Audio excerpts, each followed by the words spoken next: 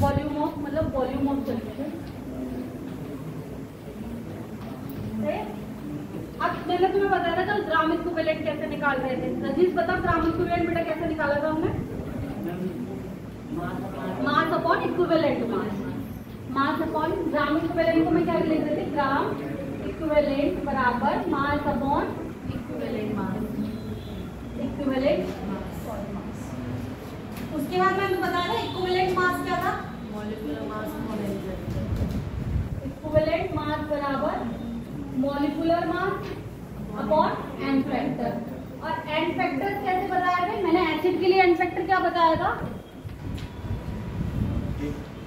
Acid के लिए जितने H+ रिलीज हो रहे हैं दैट इज बेसिसिटी कहलाती है। किसकी? एसिड की बेसिसिटी। और वो हमारी क्या कहलाएगा? N factor for acid. मान लो मेरे पास HCl है, सही है? HCl का एन फैक्टर कितना होगा? 1 होगा, क्योंकि इसके पास कितना है? एक H रिलीज करेगा। अगर मैं इसे कराऊंगी तो H+ और Cl। अगर मेरे पास H2SO4 है देन इसका एन फैक्टर कितना हो जाएगा? 2। इसीलिए समझो कि हर एसिड और हर बेस के लिए अलग अलग एन फैक्टर्स होंगे। ऐसा नहीं होगा कि एक ही होगा। वो किस पे डिपेंड करेगी? उनकी एसिडिटी और बेसिसिटी पे। बेस के लिए क्या निकालते हैं हम लोग? बेस की हम निकालते हैं एसिडिटी और हम इसकी क्या निकालते हैं? एसिड की बेसिसिटी। अब बेस की अगर एन फैक्टर निकालती हूँ तो बेस के एन फैक्टर के लिए मैं क्या कर रही थी? बेस का एन फैक्टर क्या था? जितना OH- रिलीज होगा वो हमारा क्या कहलाएगा? Acidity of the base and n factor for the base. और मैंने तुम्हें चार्ज के लिए बताया था, सॉल्ट के लिए बताया था, चार्ज ऑफ कैटायन और एनायन। बट इसका मॉड लेना है। अगर माइनस चार्ज है तो ऐसा नहीं कि माइनस में वो वैल्यू लगाएंगे, हम लगाएंगे वो प्लस में। अगर मेरे पास किसी पे मतलब Na+ और Cl- आती है तो जो मैं प्लस का मान लिखूं या माइनस इस वाले का चार्ज लूं, जो मैं कैटायन का चार्ज लूं एनायन का चार्ज लूं, एन फैक्टर 1 ही होगा। क्या होगा? एन फैक्टर 1 होगा, क्योंकि एन फैक्टर चार्ज के साथ नहीं लेते, एन फैक्टर मोड के साथ लेते हैं। सही है? अब किसी आयनिक के लिए भी सेम था, चार्ज ऑन द आयन।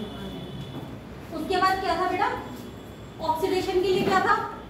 जितना ऑक्सीडेशन इंक्रीज हो रही है वो हमारी क्या हो रही थी? N factor for the oxidation. और रिडक्शन क्या था? जितना ऑक्सीडेशन डिक्रीज हो रही थी। ऑक्सीडेशन क्या होता है? Increase in oxidation is called oxidation state में इंक्रीज होता है, वो हमारा क्या कहलाता है? ऑक्सीडेशन कहलाता है। कि मान लो मेरे पास Fe+ है, पहले Fe+2 पे था और मैंने इससे एक इलेक्ट्रॉन निकाल दिया, रिलीज होता है ना इलेक्ट्रॉन, इसमें इलेक्ट्रॉन रिलीज हुआ तो मेरा एक चार्ज बढ़ जाएगा पॉजिटिव। तो क्या आ जाएगा? ये किसमें आ गया? Fe+3 में आ गया। तो ये क्या हो जाता है मेरा? ये प्रोसेस क्या कहलाएगा मेरा? ऑक्सीडेशन। और अगर मान लो मेरा पूरी ये Fe+3 में था और मैंने एक इलेक्ट्रॉन क्या कर लिया? ले लिया। एक इलेक्ट्रॉन मैंने यहाँ एक्सेप्ट कर लिया तो मेरा क्या बन जाएगा बेटा? यहाँ पे Fe+2 में ये प्रोसेस मेरा क्या कहलाया? रिडक्शन कहलाया। बस एन फैक्टर दोनों के लिए क्या आएगा? सेम आएगा, क्योंकि इसमें एक इलेक्ट्रॉन हमने क्या किया? रिलीज किया और इसमें एक इलेक्ट्रॉन हमने एक्सेप्ट किया। ठीक है? तो एन फैक्टर दोनों के लिए क्या आ जाएगा? सेम आ जाएगा, क्योंकि इन दोनों के जो चेंज चार्ज में अंतर आया, जो इनकी ऑक्सीडेशन में अंतर आया, वो क्या आया? हमें सेम आया। तो एन फैक्टर निकाल लोगे, क्योंकि एन फैक्टर निकाल लोगे तो नॉर्मलिटी का फॉर्मूला बहुत सिंपल हो जाएगा। एक फॉर्मूला लिखो, इसके बाद इतनी सब जो हमने लिख लिया इस सब के बाद, normality equal to molarity into N factor. आ जाओ बेटा। क्या हो गया बेटा? एक सिंपल फॉर्मूला हमारे पास क्या आ गया? Normality equal to molarity into N factor. अगर मुझे किसी का भी मोलैरिटी पता है, मोलैरिटी निकालनी हम सबको अब आती है, सही है? हमने मोलैरिटी बहुत अच्छे से निकालना सीख ली। क्या थी? अगर मैं सॉल्यूट के लिए निकाली तो W सॉल्यूट अपॉन सॉल्यूशन का आ जाता था V, वही उस हिसाब से। और हमने एक क्या लिखा था? जो क्या था? जो हमने के फॉर्म में लिख रहे थे, मोल्स के फॉर्म में लिख रहे थे। जब हम नंबर ऑफ मोल्स ऑफ को लिख रहे थे ना, क्या था पहले बोलो? WB upon MMV into 1000 upon BML। सही, ये हमारी क्या हो रही थी? मोलैरिटी हो रही थी। और इसको जब हम किससे इंटू कर देंगे? एन फैक्टर से, तो हमारा क्या निकल आएगा? अगर मान लो मैं निकलवाऊं तुमसे 2 मोलर HCl की नॉर्मलिटी, बताओ कितनी होगी? हाँ, 2 मोलर HCl की नॉर्मलिटी कितनी होगी? HCl का एन फैक्टर कितना होगा? HCl के एन फैक्टर कितना आ गया बेटा? 1 आ गया। मेरा मोलर सॉल्यूशन कितना, मोलैरिटी कितनी दी हुई है? 2। मोलैरिटी कितनी दी हुई है? 2। तो क्या हो जाएगा? 2 इंटू 1 बराबर नॉर्मलिटी कितनी आ जाएगी? 2। तो 2n सोल्यूशन भी से बोल पाएंगे। क्या बोल पाएंगे? 2n solution. नहीं आया? नहीं आया? ये फॉर्मूला हमने क्या लिखा? अगर मुझे मोलैरिटी दी हुई है, अगर मेरे पास 2m सोल्यूशन है, इसका मतलब इस सोल्यूशन की मोलैरिटी तो 2 है ना? इसे तो मोल पर लीटर में दे दूं मैं, या फिर मैं मोलर लिख देती हूँ सीधे सीधे। तो ये 2 मोलर क्या हो गया इसका? बोला मोलैरिटी हो गई। HCl है, HCl का एन फैक्टर कितना आ रहा था? 1। तो अगर मैं 2 और 1 की गुणा करूंगी तो कितना आएगा? और नॉर्मलिटी की यूनिट हम जैसे इसको m से डिनोट कर देते हैं, ऐसे उसे n से डिनोट कर देते। आ गया समझ में? कोई समस्या? अगर मैं दूसरा लिखो ऐसे, अगर मैं तुमसे बोलूं 5 मोलर H2SO4 की नॉर्मलिटी,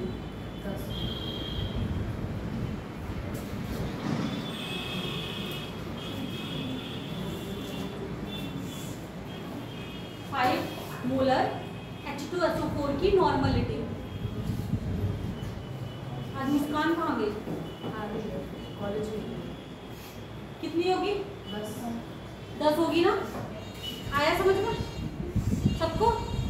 अगर मैं यहीं पे NaOH दे दूं कितने भी मोलर, तो NaOH के लिए हम किससे मल्टीप्लाई कर देंगे उसे? मैंने मान लो 2 मोलर सोल्यूशन ऑफ NaOH दे दिया, 2 molar solution of NaOH, then what is the normality of the solution? बताओ। क्योंकि इसके लिए एन फैक्टर कितना आएगा? कितने OH निकलेंगे ऐसा अगर तोड़ूंगी मैं? Na प्लस OH माइनस 1 ही तो निकलेगा ना। तो एक को जब 2 से मल्टीप्लाई करेंगे तो नॉर्मलिटी कितनी आ गई? कर लोगे आराम से वैसे टाइप वाले क्वेश्चन। ऐसे ही अगर तुमसे मैं किसी की भी शॉर्ट की पूछ लूंगी, या फिर मान लो अगर मैं तुमसे पूछूं 3.4n मतलब 3.4 नॉर्मलिटी वाला तुम्हारे पास एक सोल्यूशन है किसका? कैल्शियम क्लोराइड का, कैल्शियम क्लोराइड। सही है। अगर मैं अब तुमसे पूछूं इसकी मोलैरिटी क्या होगी, तुम्हें क्या फाइंड आउट करनी है? बताओ मोलैरिटी कितनी है?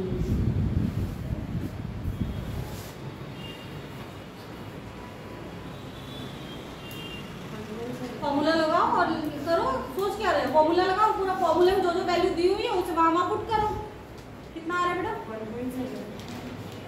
हाँ,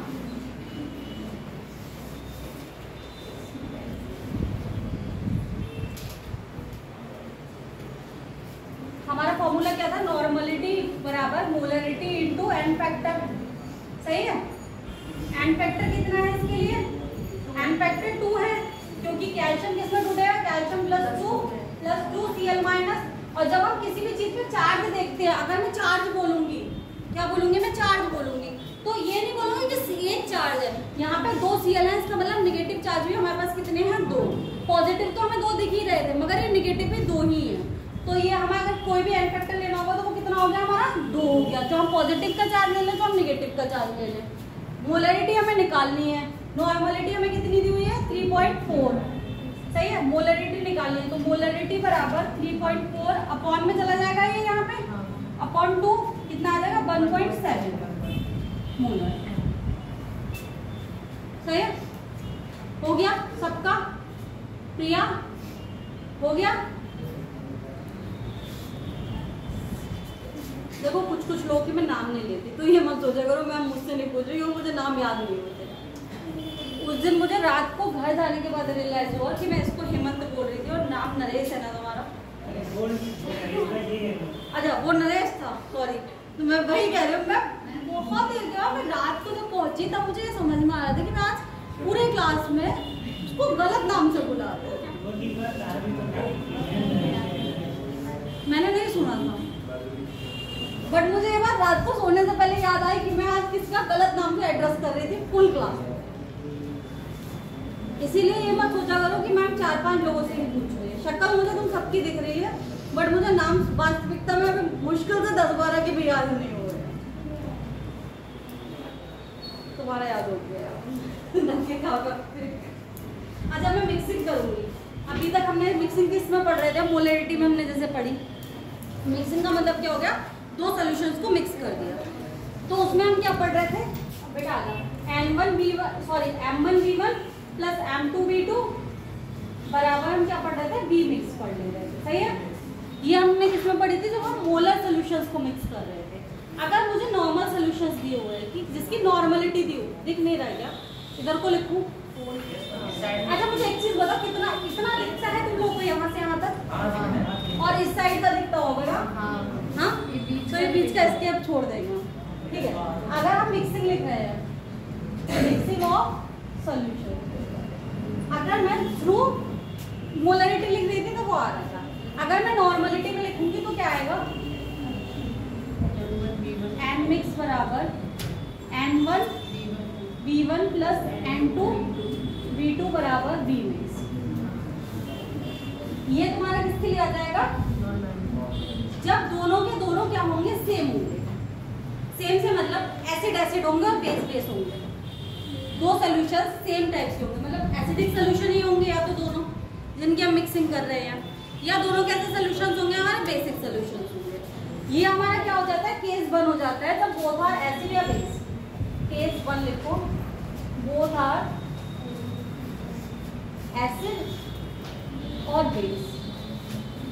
मतलब जो भी हम दो सॉल्यूशंस की मिक्सिंग कर रहे हैं वो सेम नेचर की है, या तो दोनों क्या है हमारे एसिड है, या दोनों क्या है हमारे बेस है।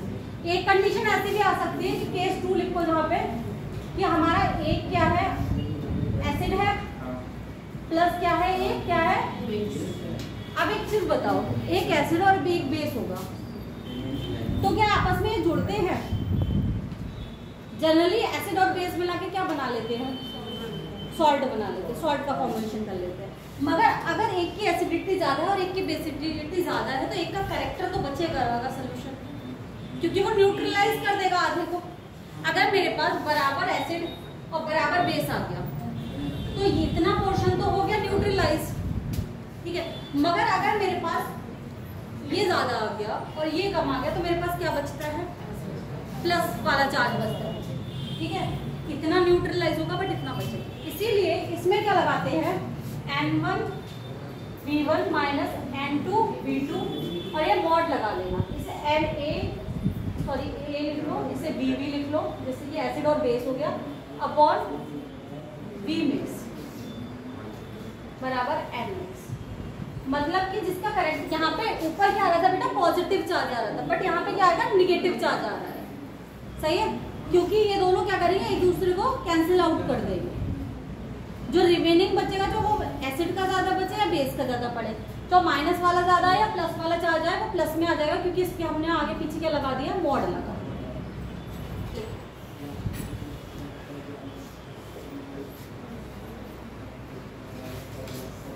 इसी के साथ हमारी आज कंसंट्रेशन टर्म के 14-15 जितने भी है वो सब हो गए खत्म। सही है, सारे कंसंट्रेशन टर्म्स खत्म हो चुके हैं। इन सब के लिए क्या करना है? एक सफेद पेज पे सबके फॉर्मूले एक जगह पे लिख लेना पूरे के, जहां से हमने और नंबर ऑफ मोल्स से शुरू करना कि नंबर ऑफ मोल्स कैसे कैसे निकाल रहे थे। इसके साथ ही हमारा जो पहले चैप्टर में जितना छूटा हुआ था, सही है, वो सब खत्म हो गया। अब हम एक प्रेस स्टार्ट करेंगे किसकी? सोल्यूशन की। है ये भी एनसीईआरटी में सोल्यूशन का ही पार्ट, बट ये पहले चैप्टर का ही पार्ट है जहाँ मैंने ये सब चीज़ें छुड़ा दी थी। और छुड़ाने का रीज़न ये था कि पहले दिन मुझे नहीं लगता कि इतना सारा बोझ अगर पहले ही चैप्टर में डाला जाए तो वो समझ में आता। अब हम जब मोल से फैमिलियर हो गए, हमें समझ में आने लगा सोल्यूशंस कैसे बनना है, तो धीरे धीरे जब हमने इन चैप्टर्स को पढ़ा तो एक्सेप्ट कर पाए इन 14-15 फॉर्मूलों को। पहले दिन में अगर ये फॉर्मूले पढ़ाती नहीं एक्सेप्ट कर पाते और अब तक गायब हो चुके होते। बट अब तुम्हें क्या करना है, कंटिन्यू जब तक ये सोल्यूशन चैप्टर चल रहा है इन फॉर्मूलों को रोज लिख के देख लेना। और जो भी क्वेश्चंस तुम्हें मिले एनसीईआरटी के फर्स्ट चैप्टर में और इस चैप्टर में, दोनों के इनके क्वेश्चंस बनाओ। सही है। अब इतने के बाद क्या है,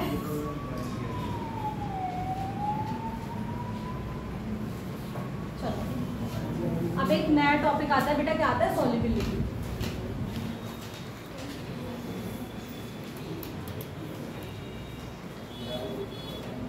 सॉल्युबिलिटी से मतलब क्या है, किसी भी चीज की सॉल्युबिलिटी का मतलब क्या है कि कितना कितने में घुल रहा है, वही तो है कि कितना सॉल्युबल है, वही एक सॉल्युबिलिटी है। क्या विलेयता होती है बेटा सॉल्युबिलिटी का मतलब, जैसे क्या बोलते हैं विलेयता को, परिभाषा क्या है Rajish? The amount of solute which can dissolve in 1 liter या 1000 ml of the solution, कि मिनिमम अमाउंट जो क्या कर सके हमारे 1 लीटर सोल्यूशन में घुल सके, वो हमारी क्या कहला रही होती है, उस चीज की सॉल्युबिलिटी कहला रही होती है। सॉल्युबिलिटी का हमें 2 लॉज दिए हुए हैं इसमें, डिफरेंट टाइप की सॉल्युबिलिटीज पे। एक हमारा कौन सा है, हेनरी लॉ है, और एक हमारा कौन सा है, राउल्स लॉ है। हेनरी लॉ का हम यूज करेंगे, हेनरी लॉ जब हम यूज करेंगे जब हम सिर्फ गैस की बात करेंगे। गैस की सॉल्युबिलिटी हम किस में देख रहे होंगे, गैस में देख रहे होंगे। और जब गैस की सॉल्युबिलिटी हम लिक्विड में देख रहे होंगे तब हम किसकी बात करेंगे, हमारे राउल्स लॉ। तो अब इन नामों से तो तुम फैमिलियर हो, कुछ नया नहीं है। तो चलो सॉल्युबिलिटी में लिखो बेटा,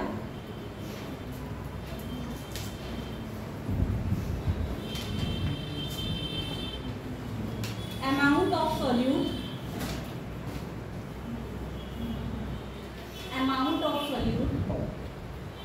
that can be, the amount of solute that can be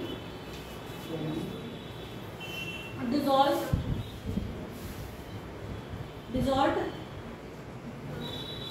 in given amount of solvent,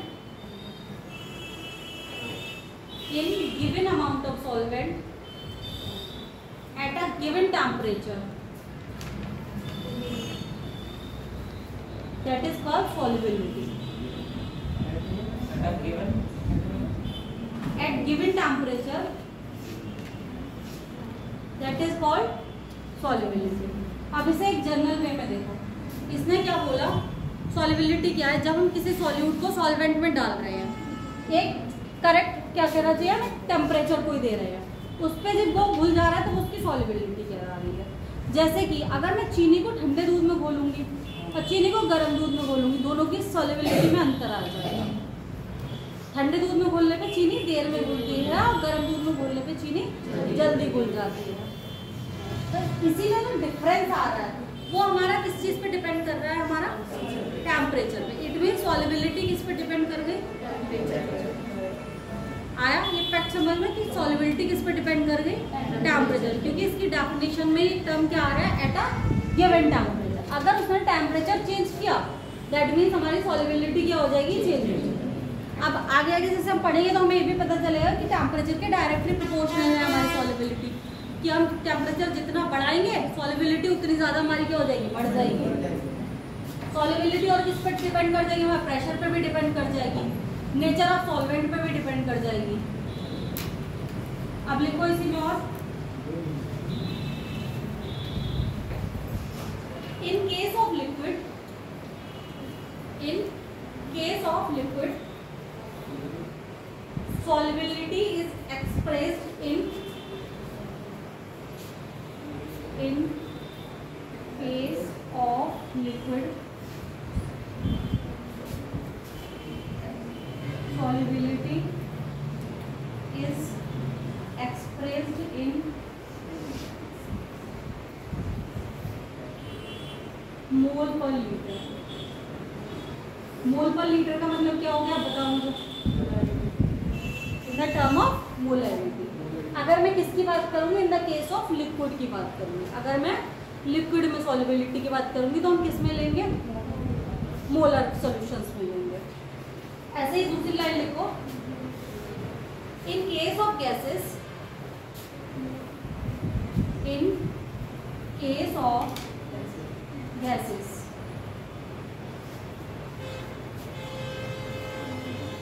solubility is expressed in mole fraction।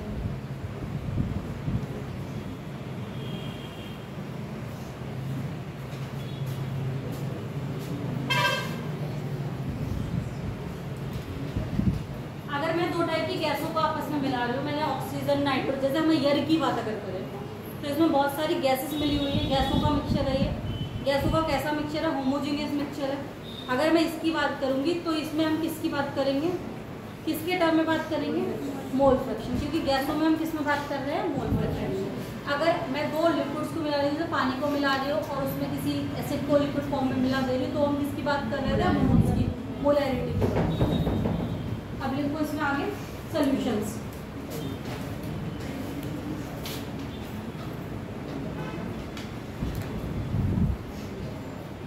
There are three type of solutions: saturated,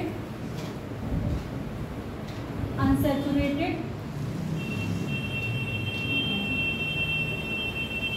and supersaturated।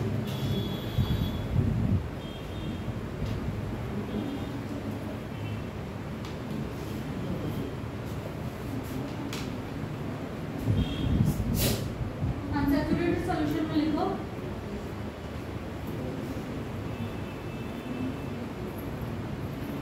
ये तीनों, अब डालो heading. Unsaturated solution में लिखो the solution in which more solute can be added, in which more solute can be added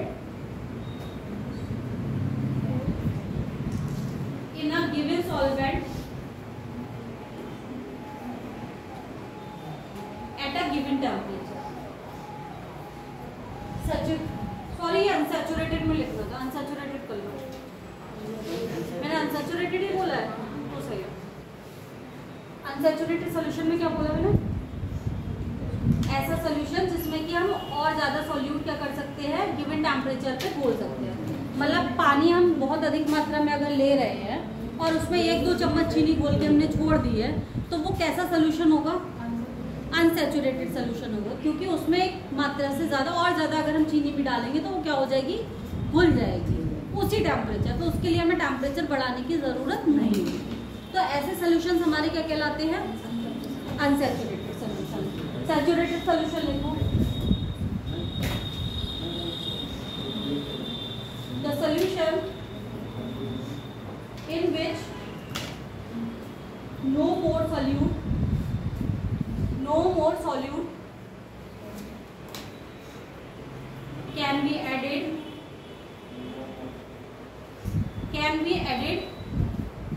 in a given solvent at a given temperature।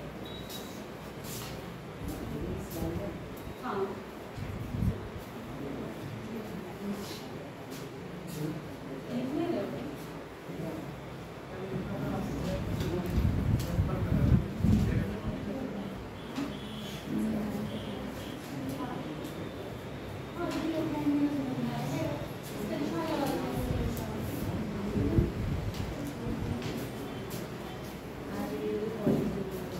Saturated solution क्या बताया, ऐसा solution जिसपे कि गिवन टेम्परेचर पे और solute मिलाया जा सकता है हमारे सॉल्वेंट में। सॉरी, अनसैचुरेटेड सोल्यूशन बताया ये मैंने। सैचुरेटेड सोल्यूशन कैसा होगा कि एक टेम्परेचर है मेरे पास, उसमें मेरे पास एक सॉल्वेंट है उस टेम्परेचर पे, उसमें अगर मैं और सॉल्यूट डालूंगी तो प्रेसिपिटेट हो जाएगा, वो क्या नहीं होगा, घुलनशील नहीं होगा, मतलब घुलेगा नहीं, तो वो हमारा क्या हो गया, सैचुरेटेड सोल्यूशन हो गया। अगर मैं अब बात करती हूँ किसकी, सुपर सैचुरेटेड की, तो सुपर सैचुरेटेड सोल्यूशन वो होते हैं जिनमें हाई टेम्परेचर पर, जब मैं क्या करूंगी, हाई टेम्परेचर पर और सोल्यूट को क्या करा जा सकता है, ऐड करा जा सकता है। लिखो more solute can be, more solute more super saturated में लिखना पड़ता, more solute can be added in a given solvent at high temperature.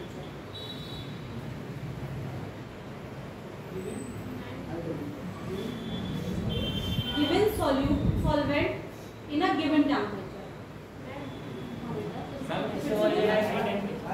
हाँ, more solute can be added in a given solvent at high temperature. इसका मतलब क्या हुआ, जैसे मेरा एक सैचुरेटेड, पहले मैंने बोला तो मैं सैचुरेटेड सोल्यूशन, इसमें हम क्या कर रहे थे, एक टेम्परेचर हमें दिया हुआ है एट गिवन टेम्परेचर, सही है, और इस पे मुझे एक दे दिया सोल्यूशन, सही है। तो जब तक ये सोल्यूशन सैचुरेटेड हो गया तब तक तो इसमें क्या हो रहा था, घुल पा रही थी चीज, जैसे ही ये क्या हो गया, हमारा सैचुरेटेड हो गया इस टेम्परेचर पे जो हमारे पास चल रहा था, इसके बाद अगर मैं इसमें क्या बढ़ाऊंगी, मतलब एक पानी और चीनी की मात्रा एक तरीके से घुलनशीलता की लिमिट से बाहर हो गई, जैसे ही मैं उसमें चीनी और बढ़ाऊंगी तो चीनी क्या होगी, धीरे धीरे इसकी तली पे बैठने लगती है, सही है, वो तब तक नहीं घुलेगी जब तक मैं उसे और क्या नहीं दूंगी, और जैसे ही मैंने इसका टेम्परेचर बढ़ाया वैसे ही क्या होगी, ये घुल जाएगी, और जैसे ही मैंने ऐसा किया कि इसको हाई टेम्परेचर दिया और ये घुल गई, वैसे ही वो सैचुरेटेड सोल्यूशन मेरा क्या बन गया, सुपर सैचुरेटेड। आया समझ में? हमने 3 टाइप के हमने सॉल्यूशंस कितने टाइप के पढ़े थे, सॉल्वेंट के आधार पे मैंने सॉल्यूशन पढ़े थे, सबके 3 पढ़े थे। सॉलिड को अगर मैं गैस में मिला रही थी तो ये कैसा सोल्यूशन बन रहा था, मेरा गैसियस सोल्यूशन बन रहा था। अगर मैं लिक्विड को गैस में बुला रही थी तो मेरा कैसा बन रहा था, सेम गैसियस। अगर मैं गैस को गैस में मिला रही थी तो मेरा कैसा बन रहा था, गैसियस बन रहा था, क्योंकि गैस हमारा क्या था, सॉल्वेंट। इट मीन्स हम जो हमारा क्या था, सोल्यूशन हम जो बता रहे थे वो किसके आधार पे बता रहे थे कि हमारा सॉल्वेंट किस फेज में है। अगर मेरा फेज सॉल्वेंट की सॉलिड है तो मेरा सॉल्यूशन कैसा हो जाएगा, सॉलिड सॉल्यूशन हो जाएगा।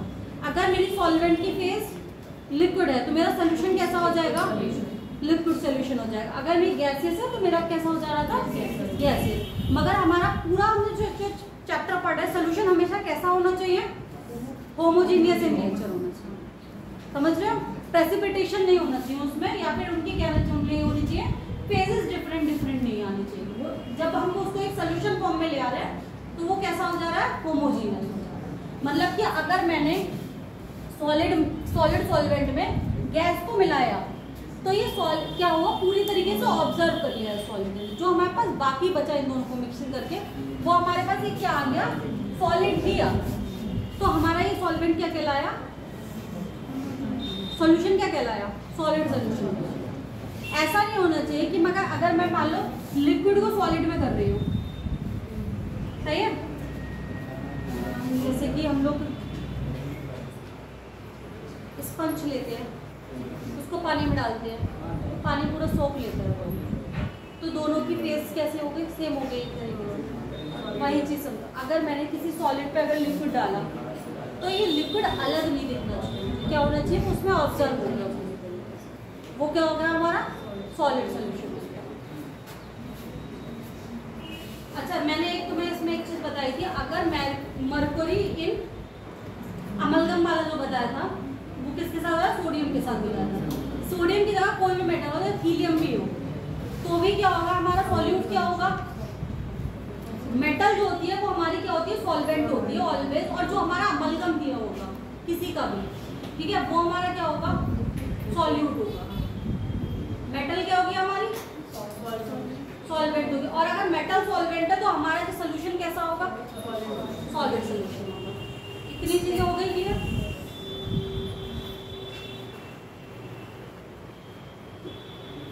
अब डालो solubility of solid in liquid. solubility of solid in liquid.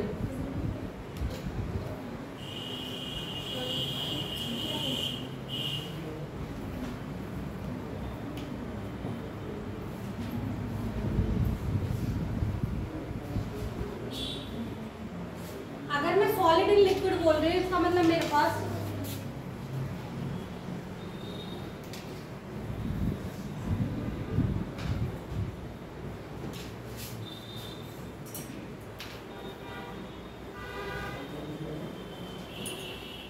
Solubility of solid in, अगर मैंने यहाँ पे solubility of solid in liquid बोला है तो सॉल्यूट कौन सा हो गया, सॉल्वेंट कौन सा हो गया मेरा, सॉलिड मेरा सॉल्यूट हो गया और मेरा सॉल्वेंट क्या हो गया बेटा, लिक्विड हो गया। तो लिखो ऊपर यहीं पे, यहाँ पे लिखो क्या, सॉल्यूट और यहाँ लिखो सॉल्वेंट, जिससे बाद में दिमाग में रहेगा।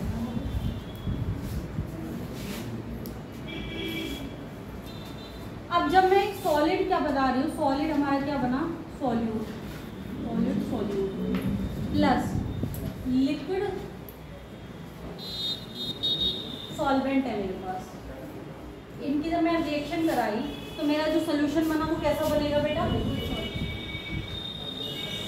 लिक्विड बनेगा। तो जो ये रिएक्शन होगी पूरी, ये एक्सोथर्मिक भी हो सकती है, एक्सोथर्मिक एंड एंडोथर्मिक भी हो सकती है।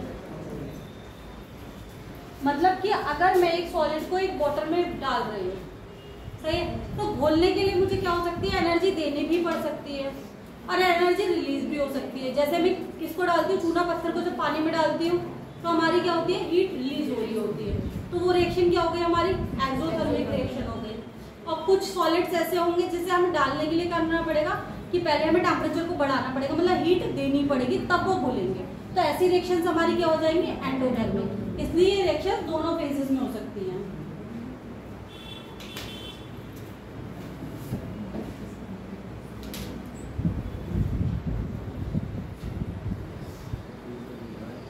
इसके बाद डालो बेटा factor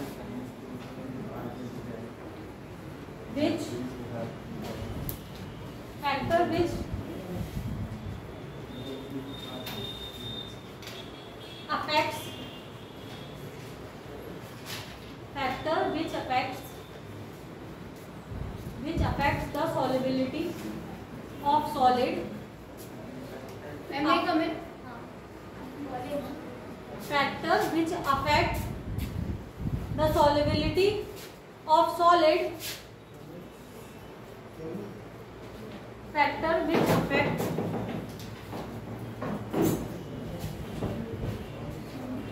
the solubility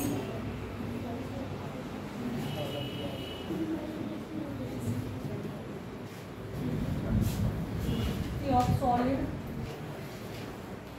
in liquid.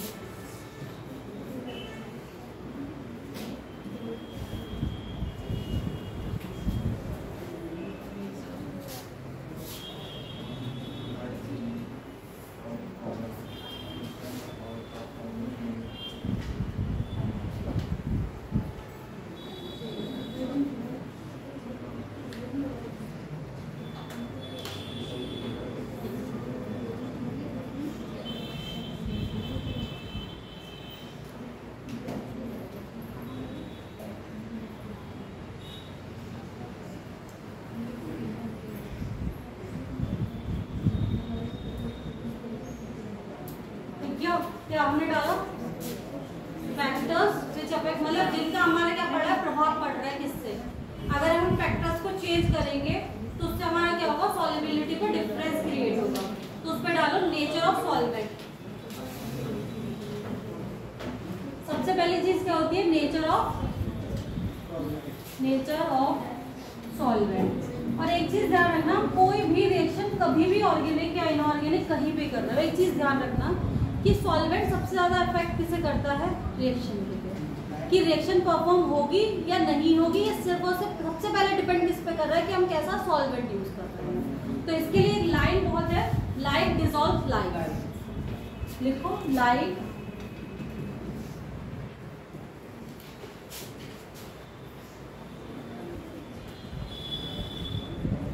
अब लाइक डिजॉल्व, लाइक का मतलब क्या है, जो जैसा होता है वैसे के साथ घुलता है, समझ रहे हो? अगर मैं एक अच्छी इंसान हूँ तो मैं बुरे इंसानों के साथ मेरी दोस्ती नहीं हो सकती, और अगर मुझे सिर्फ इधर उधर कूदना पाना ही है तो मैं पढ़ने वाले बच्चे के साथ दोस्ती नहीं करती। तो इसलिए क्या है, लाइक डिजॉल्व लाइक। और किसी भी चीज को चलाने के लिए सबसे इम्पोर्टेंट यही है। अगर आप दो अलग, लोग कहते हैं ना north pole south pole attract कर रहे हैं, भाई वो दूर से ही अच्छे लग रहे होते हैं। दो ऐसे ही नॉर्थ पोल और साउथ पोल की कभी शादी करा के देख लो, रोज घर में रिपल्शन अपने आप दिखेगा।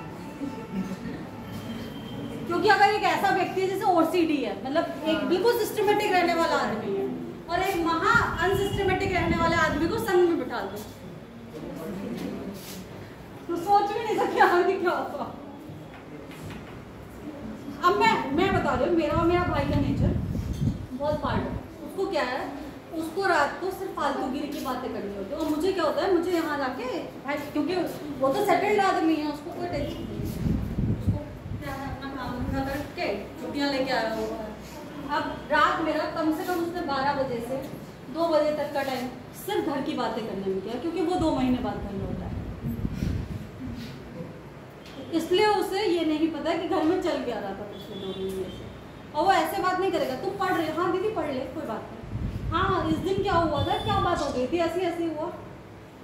तो अगर सुबह उठ के, और सुबह वो उठता है मुझसे भी 2 घंटे बाद में, तो मैंने उससे पूछा, मैं कहा तू जल्दी क्यों नहीं उठा? यार रात इतनी रात तक जगा था, जल्दी कैसे उठ जाता? मैं किसने जगाया था? अपने तो बर्बाद करे, मेरे भी बर्बाद करे। और एक टाइम वो भी ना, जब हम दोनों पढ़ते थे तो हम सुबह से रात से पूरे टाइम हमें पता भी नहीं होता, सिर्फ चाय पीने के अलावा हम कब उठ रहे हैं अपनी अपनी डेस्क से। तो उस टाइम हम लाइट सिस्टम्स थे, तो हमारी इंडिविजुअलिटी में हम एक कमरे में भी गुजारा कर रहे थे। अब हम एक घर में भी करना मुश्किल हो गया। तो अब मैं ये देख रही हूँ, उससे रोज पूछ रही हूँ, भाई तेरे नवदुर्गे खत्म हो, कब जा रहा है? जा भाई अपना काम धंधा कर, मेरा शांति से चलेगा। तो वही चीज है, लाइक डिजॉल्व लाइक। मतलब अगर तुम पढ़ने वाले बैठे हो तो तुम्हारी पढ़ाई अच्छी हो सकती है, और अगर तुमने एक ऐसा आदमी ढूंढ लिया जिसको भाई मूवी इंटरेस्ट है, सब चीजें, उसको नहीं चलती। अगर मेरे पास पोलर सोल्यूशन है, अगर मेरे पास पोलर सॉल्वेंट है, तो सॉल्यूट कैसा होना चाहिए मेरा? पोलर होना चाहिए। अगर मेरे पास सॉल्यूट नॉन पोलर है तो नॉन पोलर। मतलब कि अगर मैं NaCl को किस में डाल रही हूँ, वाटर में डाल रही हूँ, तो क्या हो जाएगा, ये बहुत जल्दी से क्या हो जाएगा, डिजोल्व हो जाएगा। क्योंकि NaCl क्या है, हमारा चार्ज सिस्टम है, मतलब क्या हो गया, आयनिक कंपाउंड, मतलब पोलर। पोलर का मतलब क्या होता है, जिसमें पोलरिटी आ जाए, जिसमें चार्ज आ जाए। एक क्या होता है, डिफरेंस क्रिएट हो किससे, चार्ज से। जैसे कि अब जैसे कि मैंने क्या बोला, NaCl है, NaCl को जैसे ही हम क्या कराते हैं, जो तो हम इलेक्ट्रिसिटी पास करें, हम किसमें, वाटर में वैसे डिसॉल्व कर रहे हैं, तो Na प्लस और Cl माइनस में टूट गया, सही है। तो ये हमारे क्या हो गया, पोलर इन नेचर, क्योंकि इस पे क्या होगा, दोनों पे अलग अलग चार्ज आ जाएगा, एक पे पॉजिटिव एक पे नेगेटिव। सेम गोज टू हम जो वाटर की बात करते हैं, अगर मैं वाटर को भी जब भी क्या करती हूँ, डिसोसिएट करती हूँ, तो कैसे टूटता है, H plus plus OH minus. तो ये भी क्या हो गया हमारा, पोलर। तो जब वो पोलर पोलर मिल रहे हैं तो हमारी क्या हो रही है, वो घुल रहे हैं आपस में, मतलब तो वो हमारा कैसा हो रहा है, लाइक डिसॉल्व इन लाइक, तो ये घुलेगा। बट अगर मैं NaCl को CCl4 में डाल दूं, तो क्या ये डिसॉल्व होगा? क्यों नहीं होगा? क्योंकि CCl4 is a non polar. CCl4 हमारा क्या हो गया, नॉन पोलर। डाइपोल मोमेंट जब निकालेंगे तो इसका डाइपोल मोमेंट कैसा आ जाता है, 0। CCl4 का डाइपोल मोमेंट क्या आ जाता है, 0 आ जाता है, क्योंकि इसकी ज्योमेट्री कैसी आएगी, फिक्स टेट्राहेड्रल ज्योमेट्री आएगी, पूरा सिमेट्रिकल है। जब पूरा सिमेट्रिकल कोई भी फिक्स ज्योमेट्री आती है तो वो हमारा मॉलिक्यूल कैसा हो जाता है, डाइपोलर हो जाता है, सॉरी नॉन पोलर हो जाता है। डाइपोल मोमेंट उसका क्या हो जाता है, 0 हो जाता है। तो अगर इसमें डालो NaCl लाइट डिजोल्व लाइट डाल के पहले NaCl प्लस वाटर, तो ये क्या करेगा, सोल्यूशन बनाएगा। और यहाँ डालो NaCl प्लस CCl4, सोल्यूशन नहीं बनाएगा।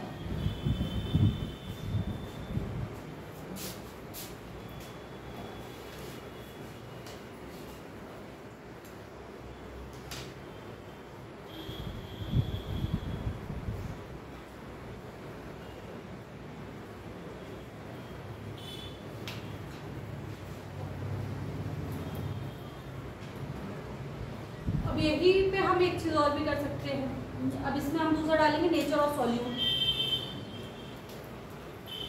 हम इसमें सॉल्यूट क्यों ले रहे हैं? सॉल्यूट हमने बेटा कौन सा लिया है? सॉलिड लिया है। सॉलिड को तो डिसॉल्व कर रहे हैं लिक्विड में, तो सॉल्यूट हमारा क्या होगा, सॉलिड हो गया। सॉल्यूट भी कितने टाइप के हो सकते हैं? एक तो कोवेलेंट, एक आयनिक। कोवेलेंट में भी नॉन पोलर कोवेलेंट और पोलर कोवेलेंट, तो लिखो तीनों टाइप के। नेचर ऑफ सॉल्यूट डालो, इसी में दूसरा हेडिंग डालो, nature of solute. Nature of solute क्या डालो, कोवेलेंट एंड आयनिक।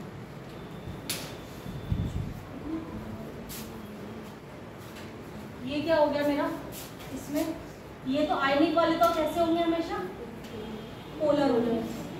आयनिक वाले तो पोलर ही होंगे। सही।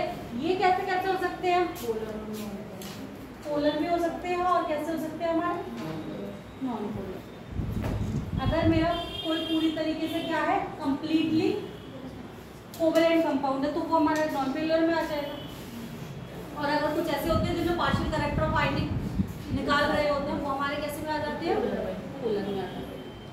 तो अगर मेरे पास सॉल्यूट आयनिक है तो मैं हमेशा आयनिक वाले सॉल्यूट्स लूँगी। अगर सॉल्वेंट आयनिक है, मान लो अगर मेरे पास पहले से एक सॉल्वेंट दिया हुआ है, तो फिर तो मुझे कैरेक्टराइज किसमें करना पड़ेगा, अंतर मुझे कहाँ लाना पड़ेगा। अभी तक हमारे पास सॉल्यूट दिया हुआ था तो हम सॉल्वेंट उसके हिसाब से चूज कर रहे थे, मगर अगर मुझे सॉल्वेंट दिया होगा तो मैं सॉल्यूट उसके हिसाब से चूज करूँगी। बट लाइन वही है, लाइक डिसॉल्व सही।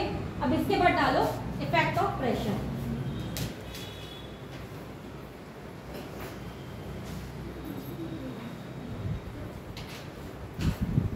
और इसमें लिखो, इसके बाद डालो इफेक्ट ऑफ प्रेशर।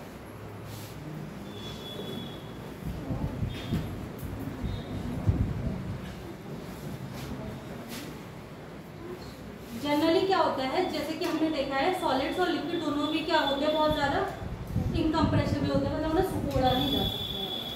तो सॉलिड्स हो या लिक्विड्स हो, गैसेस क्या होती हैं, बहुत ज़्यादा कंप्रेसिबल होती है। उनको क्या कर सकते हैं, हम डब्बे में बंद कर सकते हैं एक तरीके से।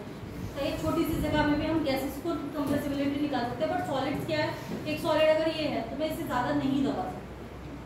ठीक, तो क्या होता है, प्रेशर का इफेक्ट नहीं पड़ता। क्या होता है, प्रेशर का इफेक्ट नहीं पड़ रहा होता। तो लिखो इसे, प्रेशर डज नॉट हैव, लिखो pressure does not have any significant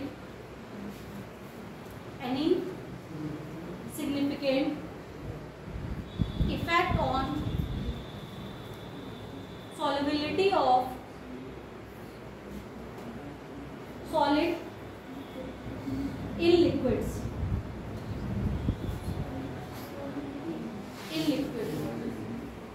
It is because solids and liquids are highly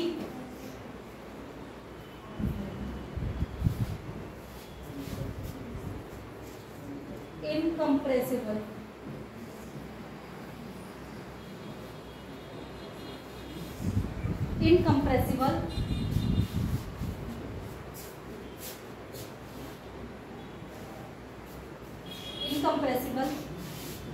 And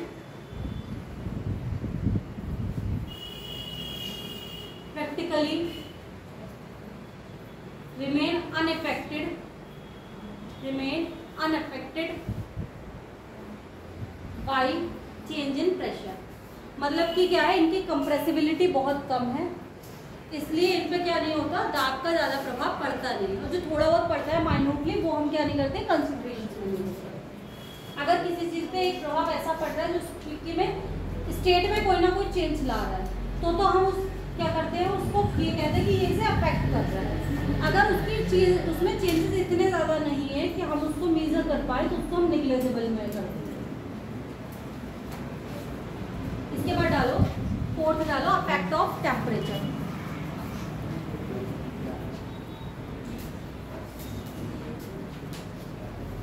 affect of temperature,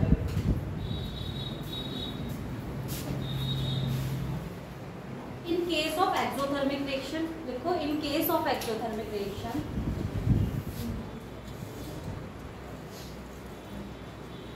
effect of temperature, और देन डालो in case of exothermic. Exothermic कौन सी reactions होती है बेटा, जिसमें heat हमारी क्या हो रही होती है, रिलीज हो रही है। अगर हीट रिलीज हो रही है तो डेल एच कितना होगा, निगेटिव होगा, या फिर क्या लिख सकते हैं हम, डेल एच स्मॉलर देन 0। यही तो आते हैं। अब ये जो रिएक्शंस हमने लिख रहे हैं, अगर मेरे पास कोई भी रिएक्शन कैसी है बेटा, एक्सोथर्मिक रिएक्शन है, मतलब जिसमें से ऑलरेडी हीट निकल रही है, तो ऐसी रिएक्शन के लिए क्या हमें हीट देने की ज़रूरत पड़ती है, नहीं पड़ेगी, जिसमें से ऑलरेडी हीट निकल रही है। तो ऐसी रिएक्शंस के लिए हमारी क्या होती है, solubility inversely proportional to temperature.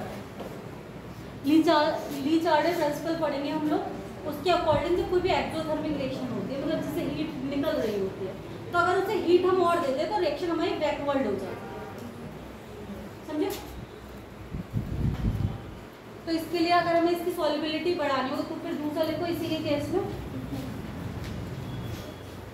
Endothermic reaction के लिए लिखो।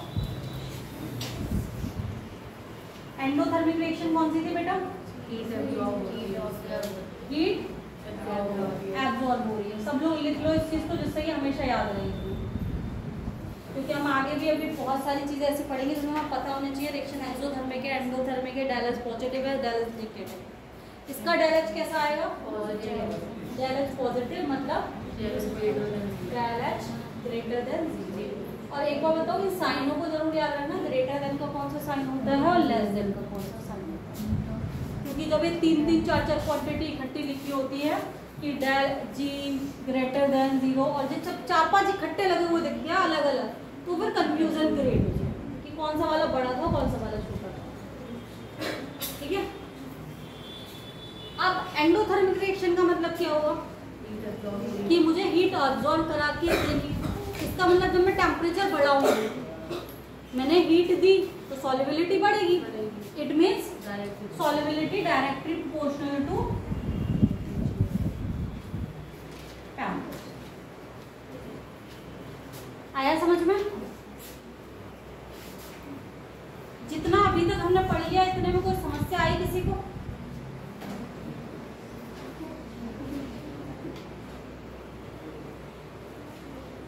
समस्या है।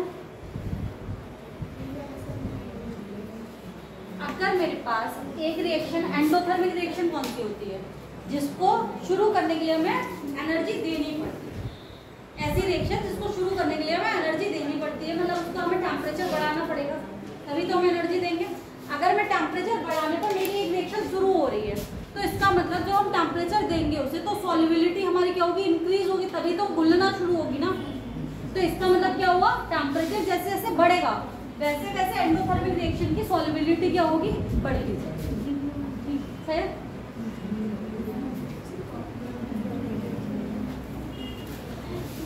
अब अगला हेडिंग डालो बेटा, सॉल्युबिलिटी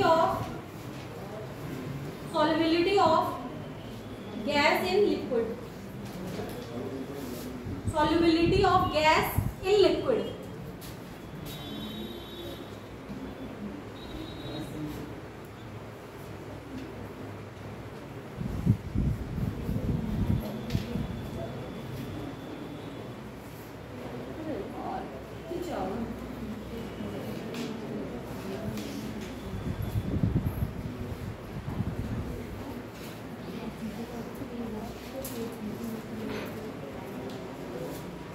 मेरे एक चीज बताओ, ये सोल्यूशन कैसा सोल्यूशन होगा?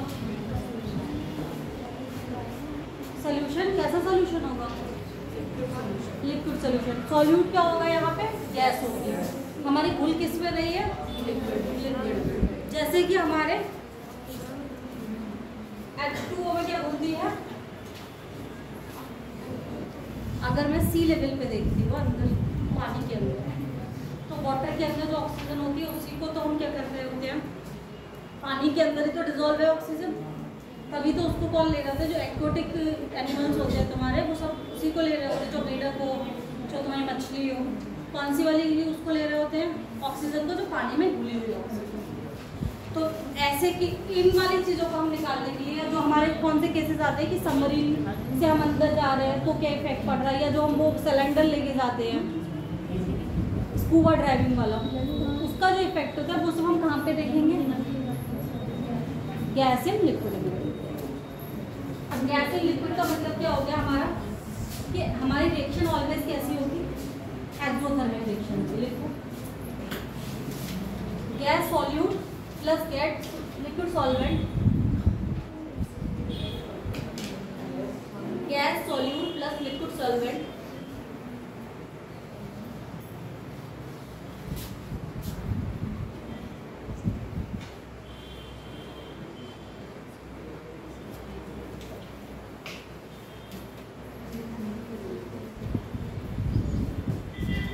क्या बना रहे हैं? हमारा एक सॉल्यूशन बना रहे हैं। कैसा सॉल्यूशन बना रहे हैं? लिक्विड सॉल्यूशन बना रहे हैं। ये हमेशा कैसा होता है हमारा? एक्सोथर्मिक। एक्सोथर्मिक का मतलब क्या हुआ? डेल एच हमारा क्या हो गया? निगेटिव हो गया। तो ये यहाँ पे डेल एच लेस देन 0। अब इसमें लिखो एप्लीकेशंस इसकी क्या क्या है। नहीं सॉरी, फैक्टर टेम्परेचर वाला फैक्टर तो सेम हो जाएगा। एक्सोथर्मिक में तो हमने उसमें लिखा है, लिख लो फैक्टर टेम्परेचर।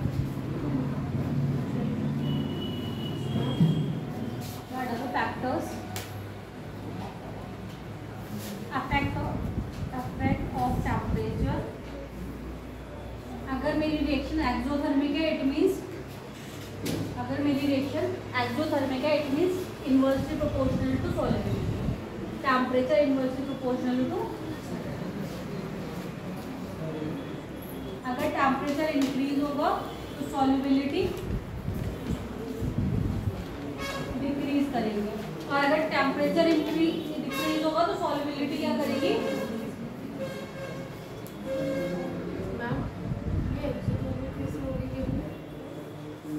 एक्सोथर्मिक कैसे हो गई?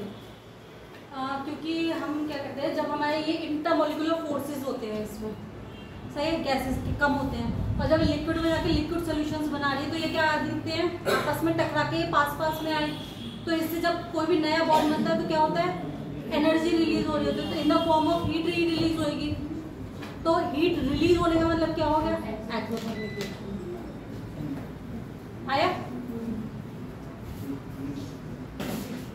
गैस थी, टोटल सोल्यूशन हमारा कैसा बन रहा था? लिक्विड बन रहा था। इसका इंट्रामोलिकुलर फोर्स ज्यादा था, उसका इंट्रामोलिकुलर फोर्स लिक्विड का कम होता है। आपस में पास पास आए, टकराए, हीट रिलीज करी in the form of, heat के फॉर्म में एनर्जी रिलीज करी, वो हमारी क्या बन गई? एक्सोथर्मिक। आ गया समझ में आप?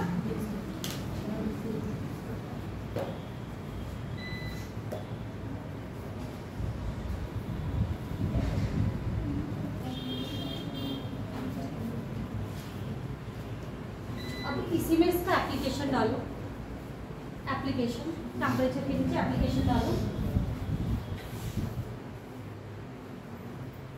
जैसे कि तुम लोग पीते हो कोल्ड ड्रिंक, सभी लोग पीते हैं, तुम लोग क्या, तो हम लोग उसे कैसी चिल्ड कोल्ड ड्रिंक पीनी पसंद करते हैं या फिर गरम गरम चिल्ड? तो एक एग्जांपल डालो इसका, कार्बोनेटेड और सॉफ्ट ड्रिंक, कार्बोनेटेड और soft drink,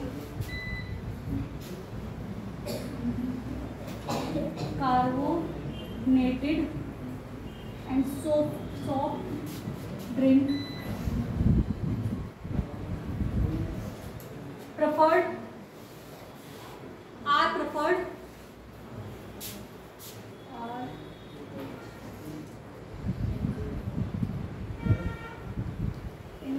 temperature. Low temperature पर प्रेफर क्यों करी जाती है बताओ? क्योंकि कार्बोनेटेड ड्रिंक का मतलब क्या हुआ? ऐसी ड्रिंक जिसमें हमारा क्या कार्बन डाइऑक्साइड मिला हुआ होता है, वो हमारी क्या हो गई? कार्बोनेटेड ड्रिंक हो गई। अगर मेरा टेम्परेचर लो है तो सॉल्युबिलिटी ज़्यादा हो जाएगी, तो हमारे में फिश ज़्यादा बनता है। अगर मैं गर्म बॉटल खोलूँ एक, सही है, और एक चिल्ड करके बॉटल खोलूँ, दोनों में अगर मैं खोलती हूँ तो जो गैस रिलीज होती है वो दोनों में डिफरेंट होगी। गर्म वाली में नहीं होगी उतनी ज़्यादा, चिल्ड वाली में ज़्यादा होगी। क्योंकि चिल्ड वाली में क्या होगा, वो उसके अंदर घुली हुई है, जैसे ही खोला वैसे ही प्रेशर डिफरेंस से वो ऊपर को आती है। सेकेंड क्या था हमारा? सी में फिशेस या एक्वाटिक स्पेसीज। फिश या एक्वाटिक स्पेसीज मतलब मछली या जलीय जीव are more comfortable in cold water, are more comfortable in cold water. अगर एक इक्वेरियम में, एक्वेरियम जो हमारे पास होता है, मैं इसमें गर्म पानी डाल दूंगी तो क्या मछलियाँ उतने अच्छे से प्रोसेस करेंगी जितने अच्छे से हमारे कूल डाउन वाले टेम्परेचर में करेंगी? क्योंकि जो मेरा ठंडा पानी होगा उसमें ऑक्सीजन की मात्रा क्या होगी? ज़्यादा होगी, क्योंकि ऑक्सीजन ज़्यादा घुली हुई होगी उसमें, जबकि गर्म पानी में मेरी ऑक्सीजन कम घुली हुई होगी। बट मैम जब सर्दी होती है तो उनके लिए हीटर लगाया जाता है। हीटर लगाया जाता है क्योंकि वो एक स्टेबल, उनकी बॉडी का टेम्परेचर मेंटेन रखती है। हर चीज़ ठंडे पानी पे ही थोड़ी ना हो रही है। अगर आपकी मसल्स हैं, ठीक है, हम लोग भी हैं नॉर्मल, हमें भी जाड़ों में क्या सांस लेने के लिए गर्म की जरूरत पड़ रही है? नहीं, किसके लिए जरूरत पड़ रही होती है? कि हमारी बॉडी के जो और पार्ट्स में जो अकड़न महसूस हो रही है, जो हमारी चीज़ें, जैसा मैं रबड़ का एग्जाम्पल ले लेती हूँ, ठीक है। अगर मैं एक रबड़ को नॉर्मल टेम्परेचर पर रखती हूँ तो हम उसको अच्छे से खींच पा रहे होते हैं। जैसे ही उसको हम बहुत ठंडा कर लेते हैं तो उसे खींचने में प्रॉब्लम होने लगती है, मतलब उसमें एक अकड़न पैदा हो जाती है। Same goes to that thing, उनके पानी को खौलाया तो नहीं जाता ना कभी भी, एक टेम्परेचर मेंटेन करा जाता है। इसीलिए जब हम ये, जैसे कि हम सी लेवल पे जाते हैं, हम सबसे ज़्यादा हम एक्वेरियम तो चलो छोटा सा एग्जाम्पल हो गया कि हम उन्हें इन्वायरमेंट प्रोवाइड करा रहे हैं। क्या पानी का टेम्परेचर जो ऊपर होता है वही पानी का टेम्परेचर नीचे होता है? नीचे पानी जैसे हम नीचे जाते जाएंगे टेम्परेचर ठंडा होता जाएगा। और मछलियाँ रहना प्रेफर कहाँ करती है? हमेशा, इसीलिए डीप डाउन करती है, ऊपर नहीं रहती, क्योंकि उन्हें जितनी भी एक्वाटिक स्पेसीज होती है, जो प्लांट्स हो हमारे, जो हमारे हाइड्रोजन वो रिलीज भी कर रहे होते हैं, ऑक्सीजन भी, और ले भी रहे होते हैं, वो सब कहाँ होते हैं? तली पे होते हैं, कोई भी ऊपर नहीं होता। एक दो के अलावा, अब पोलो की जलकुंभी ऊपर होती है ना, तो हाँ एक दो तो होती है, क्योंकि उनका प्रोसेस पानी से फोटोसिंथेसिस वाला नहीं है, उनका प्रोसेस फोटोसिंथेसिस वाला है। अगर मैं कमल की बात करूं या जलकुंभी की बात करूं, वो पानी में रहती जरूर है, उसकी जड़ को पानी से हम क्या ऑक्सीजन जरूर एक्सेप्ट कर ले रही है, जो भी चीजों से जरूरत है, बट फोटोसिंथेसिस ही हो रही है। मगर जो जल के अंदर रहती है स्पेसीज, उनमें फोटोसिंथेसिस नहीं हो रही है। अब वो तुम लोगों को पता होगा मुझसे अच्छे से, वो खाना कैसे बना रही है, अपने जीवन कैसे, क्योंकि I am not from bio background, तो मुझे उसके बारे में ज़्यादा कुछ भी नहीं पता। मैं सिर्फ पेड़ पौधे लगाती हूँ, इसलिए मैं तुम्हें इतना बता सकती हूँ कि हाँ भाई धूप बहुत जरूरी है पेड़ पौधे। जो लोग कहते हैं ना कि ये वो वाले इंडोर वाले प्लांट है, उन्हें भी 10 महीने धूप मत दिखाओ, उनकी भी हालत खराब हो जाएगी। इंडोर प्लांट्स का मतलब है उन्हें हल्की धूप में रखने की जरूरत है, अंधेरे में रखने की जरूरत नहीं।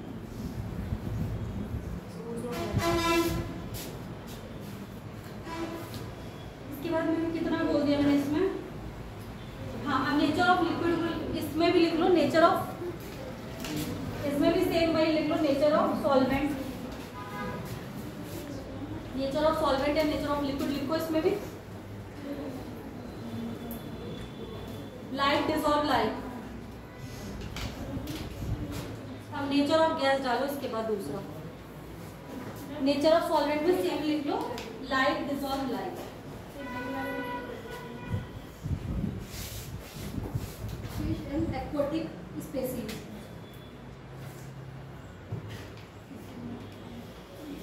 जल्दी जल्दी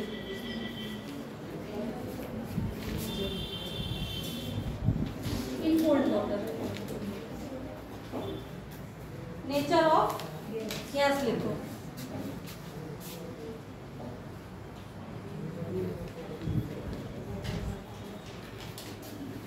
देखो स्टेट ऑफ मैटर वाला चैप्टर तो हमारे सिलेबस में नहीं है, बट हम उसमें एक चीज़ पढ़ते हैं कि कौन सी गैस ज़्यादा लिक्विफाई हो सकती है, कौन सी गैस कम लिक्विफाई हो सकती है, पढ़ते हैं। पीवी बराबर जो पी बॉन्डर वाली इक्वेशन आती है वो क्या आती है, P plus A upon B square bracket B minus N B upon N R T आती है। जहाँ तक मैं सही हूँ यही आती है। पढ़वाने का मन रहता है ऐसे करते हो तुम लोग, सब गलत पढ़े लिखे हो, पढ़ी नहीं है इक्वेशन। मैम तभी कर दिया था। हाँ नहीं पढ़ा। बॉन्डर वाली इक्वेशन ही नहीं पढ़ी है तुमसे? पूरा स्टेट्स ऑफ फिजिक्स में भी नहीं पढ़ी है गैस की बॉन्डर वाली इक्वेशन। जहाँ तक मुझे करेक्टली याद है यही बोलते हैं, P बराबर A upon N B square B minus N B upon N. तो नहीं होगी वो अलग बात है, तो सही है। चलो छोड़, मैं बताती हूँ अब इसका यूज कहाँ पर नहीं है, तो अभी ज़्यादा दिमाग पे जोर मत डालो, ठीक है। अब सुनो, इसका मतलब क्या होगा, ये हमारी लिक्विफिकेशन ऑफ गैस को बता रही है, मगर अब इसका हम दूसरे टर्म में सीख लेंगे। इसमें जिसकी वैल्यू एक ही वैल्यू ज़्यादा होती है वो गैस उतनी ज़्यादा लिक्विफाई होती है। चलो अब शॉर्ट टर्म पे आ जाते हैं। जिस गैस के बीच में इंट्रामोलिकुलर फोर्स ऑफ अट्रैक्शन, अगर मैं सिंपल लैंग्वेज में आ जाऊँ, किसी भी चीज़ में इंट्रामोलिकुलर फोर्स ऑफ अट्रैक्शन जितना ज़्यादा होगा वो उतनी आसानी से लिक्विफाई हो जाएगा। अगर मेरे गैसेस के बीच में गैस को मुझे किस में करना है कन्वर्ट, लिक्विड में करना है, क्योंकि मैं सोल्यूशन कैसा बना रही हूँ, लिक्विड सोल्यूशन बना रही हूँ। अब मेरे पास गैसियस मॉलिक्यूल है, इनमें इंटरमोलिकुलर फोर्स ऑफ अट्रैक्शन बहुत कम होता है, तो जितना कम होगा उतनी देर में जब वे ये लिक्विड में जाएंगे मिलने के लिए तो उतनी देर में लिक्विफाई होंगे। अगर मेरे पास इनमें इंटरमोलिकुलर फोर्स ऑफ अट्रैक्शन इतनी दूर का है, सही है, अगर मुझे और दूसरा मुझे इसमें मिलाना है और इसमें मुझे इतना करना है, सही है, और एक है मेरे पास इसमें इतना है, तो किसको इतना करने में कम टाइम लगेगा, जिसके पास इंटरमोलिकुलर फोर्स ऑफ अट्रैक्शन ज्यादा है। इसके पास ज्यादा है तो ये इतने तक आने में कम टाइम लगा लेगा, मतलब ये ज्यादा लिक्विफाई हो जाएगा।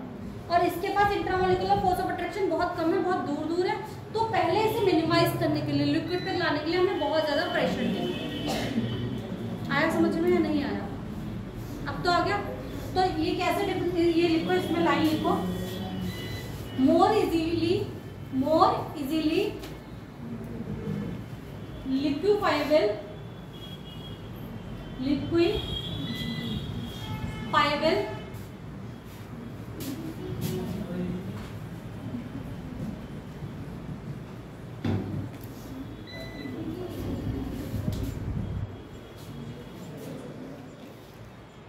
gas, more will be the solubility.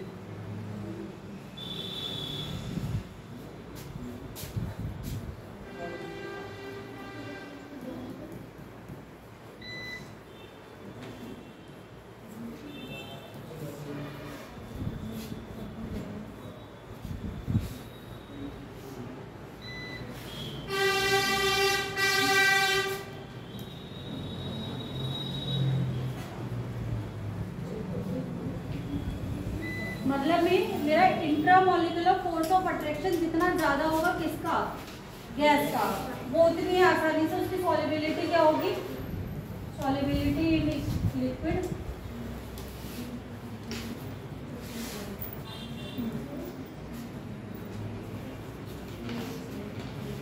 जितना ज्यादा intramolecular force of attraction gas का उतनी ज्यादा सॉल्युबिलिटी किसमें, लिक्विड है।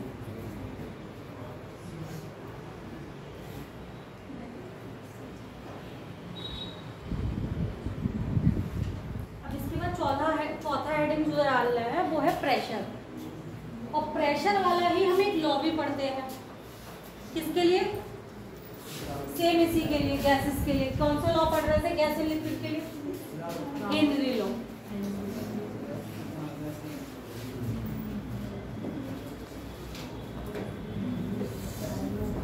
वो लिक्विड के लिए था एंड जो राउट्स लॉ था दोनों वोलेटाइल लिक्विड है या नॉन वोलेटाइल लिक्विड है उसके लिए। प्रेशर डालो, समझ में नहीं आ रहा क्या?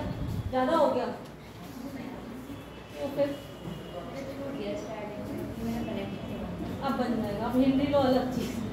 चलो लिखो सॉरी, अब इसमें डालना मेरे को प्रेशर। रिवाइज कराऊं जितना पढ़ा अभी तक? जरूरत है ना? शक्ल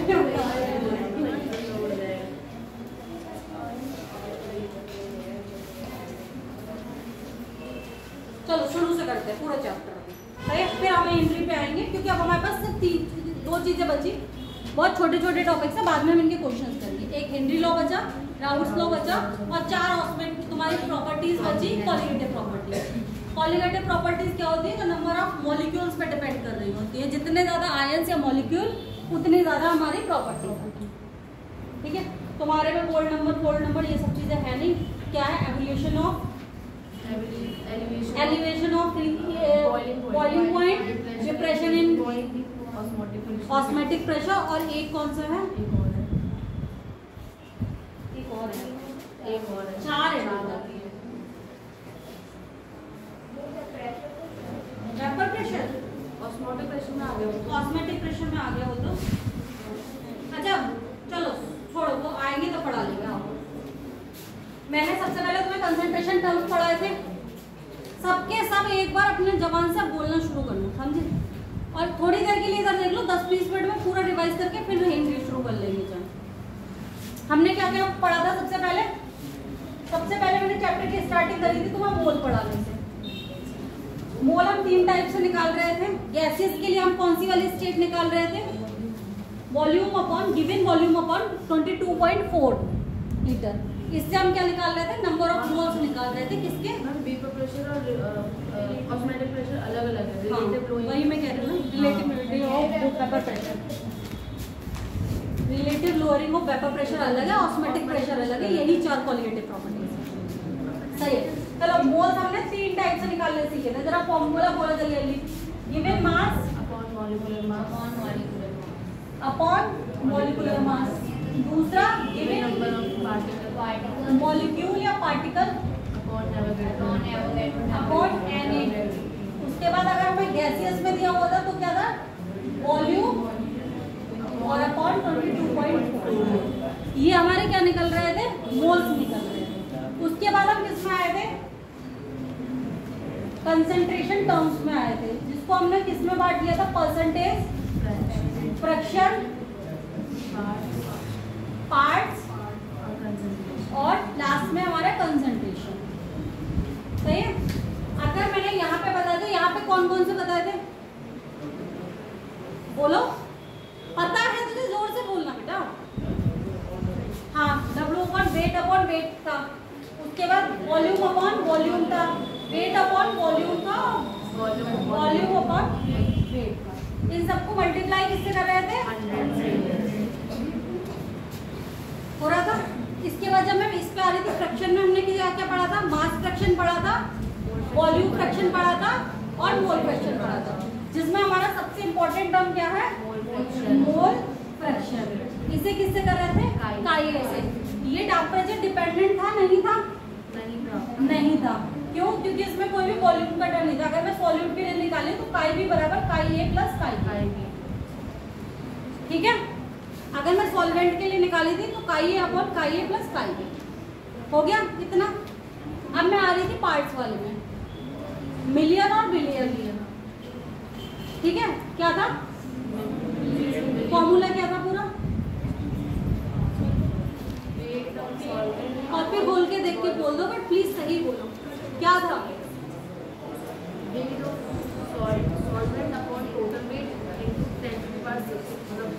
मिलियन में।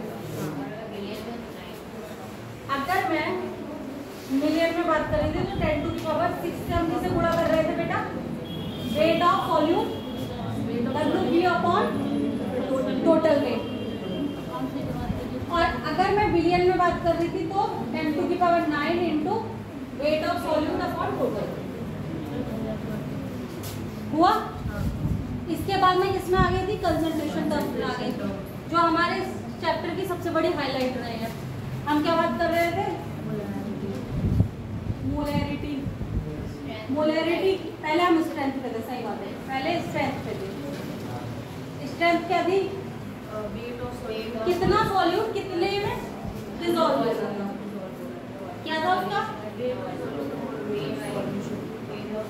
Weight of solution. उसके बाद क्या था, मोलैरिटी में कौन कौन से, क्या नाम है लास्ट चीज पे,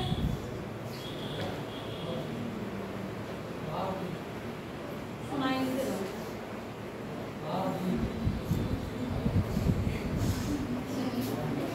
क्या नाम है, क्या नाम है,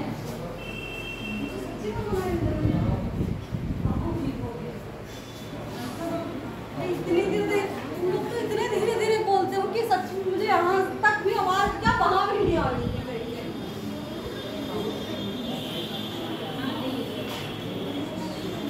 बताओ बेटा, मोलैरिटी बराबर क्या था, मोल पर लीटर बोल रहे थे ना हम लोग।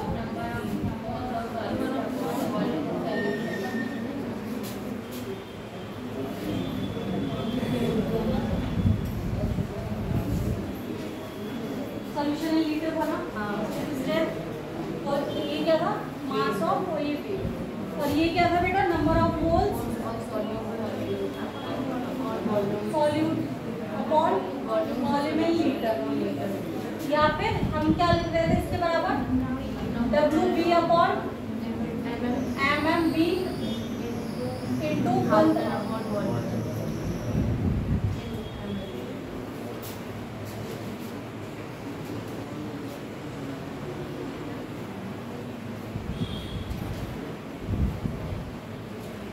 सिर्फ 4-5 के लिए चल रही है, तुम्हारे लिए भी है।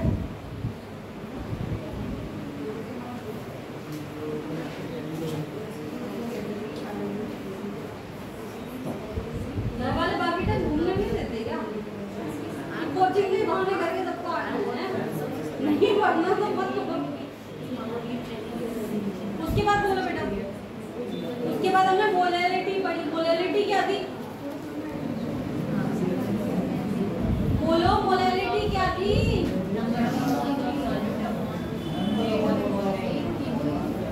तुम बड़ा बेकार।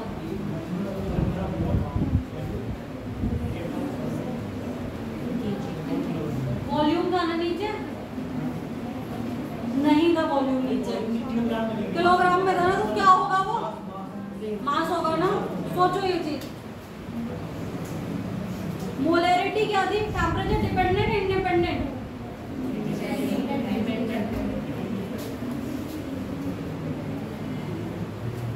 Molarity and molarity,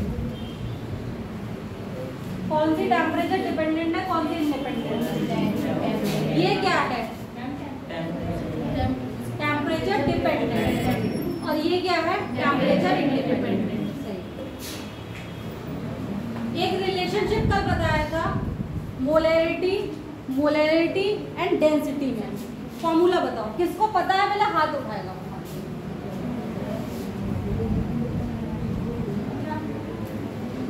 relationship between density, molarity and molarity. तुम दोनों को समझ में नहीं आता या पढ़ नहीं रहे हो,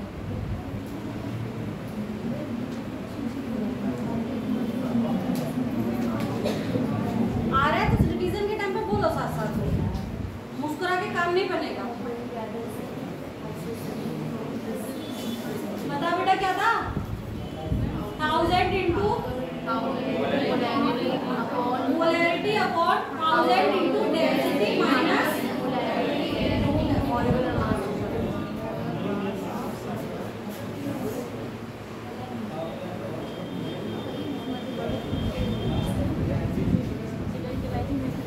माइनस था ना बीच में,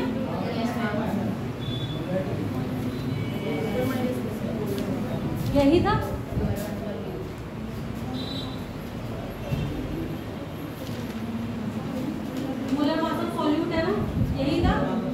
ये फॉर्मूला याद कर लो, क्योंकि अगर कुछ नहीं आएगा इस पे स्टार बना लो। अगर उसने तुम्हें कठिन करना है और उसको कंसंट्रेशन टर्म से पेपर उठाना है तो फॉर्मूला से इससे क्वेश्चन दे, क्योंकि इसमें 3 टर्म्स की बात करी गई है।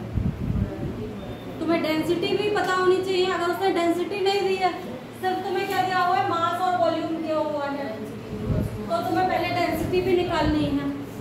अगर उसने मोलैरिटी भी नहीं दी है, तुम्हें बाकी टर्म्स दे दिए तो तुम्हें मोलैरिटी भी निकालनी है। देन तुम तीसरा निकाल सकते हो। तो इसलिए इस पे लगाओ स्टार। बाकी तो तुम्हें याद हो चुके होंगे धीरे धीरे, 4 बार पढ़ोगे तब भी याद हो जाएंगे। बट ये फॉर्मूला बिल्कुल भी निगलेक्ट करने वाला नहीं है। इसके बाद हम किस पे आए बेटा, फॉर्मेलिटी। मैंने बोला था फॉर्मेलिटी क्या थी, मोलैरिटी फॉर आयनिक सॉलिड। अगर मैं किसी आयनिक सॉलिड के लिए मोलैरिटी निकाल रही हूँ तो वो हमारी क्या कहलाती है, फॉर्मेलिटी कहलाती है। उसके बाद मैंने तुम्हें कुछ क्वेश्चन करा दिए थे। देन हम आ गए, आज हम आए थे नॉर्मलिटी। सही है, जो आज हमने पढ़ाया वो नॉर्मलिटी। नॉर्मलिटी क्या होती है, किससे रिप्रेजेंट हो रही थी, कैपिटल एन से रिप्रेजेंट हो रही थी। नॉर्मलिटी का एक सिंपल सा फॉर्मूला मैंने अभी तुम्हें बताया था। वो क्या बताया था, normality equal to n factor into molarity. क्या था, normality equal to n factor into molarity. अगर मुझे ऐसे टर्म्स दिए हुए हैं जिनसे मैं नॉर्मलिटी भी निकाल सकती हूँ और मोलैरिटी भी। जनरल नॉर्मलिटी का फॉर्मूला क्या था, इक्विवेलेंट वॉल्यूम ऑफ सॉल्यूशन। और तुम्हारे इसका फॉर्मूला क्या होता है मोलैरिटी का, number of moles upon volume. आया। अगर मेरे पास ऐसा कोई भी टर्म दिया हुआ है कि मैं नंबर ऑफ मोल्स निकालूंगी, तो मैं पहले नॉर्मलिटी के फॉर्मूले पे जाने से अच्छा है कि मैं किसका फॉर्मूला लगा लूंगी, अपना मोलैरिटी का फॉर्मूला लगाऊंगी। और जो भी मुझे दिया होगा उसका एन फैक्टर निकाल के उससे मल्टीप्लाई करके नॉर्मलिटी निकाल दूंगी। तो इसके लिए जो इम्पोर्टेंट फॉर्मूला कौन सा हो गया, एन फैक्टर्स मैंने सबके बताया कैसे कैसे निकल रहे थे, कैसे कैसे निकल रहे थे हमारे एन फैक्टर्स कैसे निकल रहे थे। एसिड का एन फैक्टर कैसे निकल रहा था, बेसिसिटी से। बेसिसिटी का एसिडिटी से। एसिडिटी बेसिसिटी क्या थी, जितने H+ रिलीज हो रहे थे वो बेसिसिटी, जितने OH- रिलीज हो रहे थे एसिडिटी। अब आया, अब कनेक्ट हुआ, हो गया। अब आगे आ जाए, सॉल्युबिलिटी से आ गए तो नहीं आ गए। सॉल्युबिलिटी यदि the amount of solute dissolve in a given solution, वो क्या कहला रही थी हमारी, जितना सॉल्वेंट हमें दिया है उसमें वो अमाउंट ऑफ सॉल्यूट जो उसमें डिसॉल्व हो जा रहा है वो क्या कहला रही थी, उसकी सॉल्युबिलिटी कहला रही थी। उसके बाद हमने 3 टाइप के सॉल्यूशन पढ़े थे। एक कौन सा पढ़ा था, सैचुरेटेड, एक कौन सा पढ़ा था, अनसैचुरेटेड, और एक क्या पढ़ा था हमने, सुपर सैचुरेटेड। अब 5 मिनट बचे इसलिए अपने प्रेशर वाले टर्म पे आ जाओ, उसके बाद रिवीजन बात करेंगे। सही। अभी हम क्या बता रहे थे तुम्हें कि solubility in liquid, solubility of gas in liquid. सही। अगर मैं तुम्हें बात कर रही थी किसकी, प्रेशर का क्या इफेक्ट पड़ रहा था, तो सॉल्युबिलिटी ऑफ, ये लिखो, directly proportional to solubility of gas, directly proportional to solubility of gas in liquid, solubility of gas in liquid directly proportional to pressure. Solubility of gas in liquid directly proportional to pressure. इसी को bracket में बंद कर लो और इसके आगे लिख लो Henry law.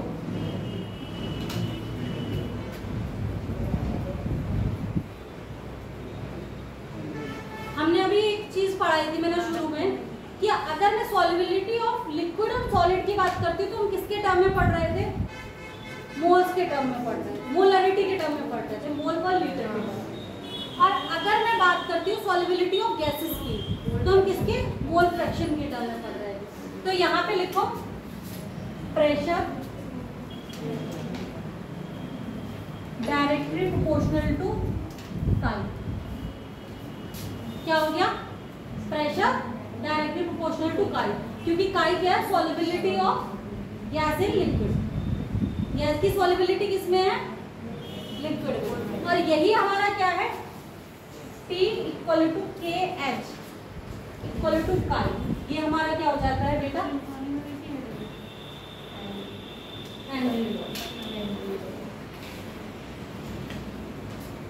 यहाँ KH क्या, सॉरी KH क्या है, हेनरी कांस्टेंट, और P क्या है, प्रेशर, और ये क्या है, मोल फ्रैक्शन ऑफ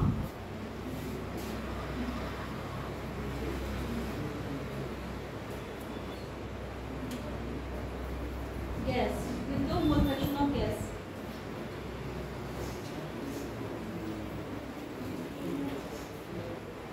अच्छा, किसी गैस का लिक्विड में मोल फ्रैक्शन निकालोगे तो कैसे निकालोगे,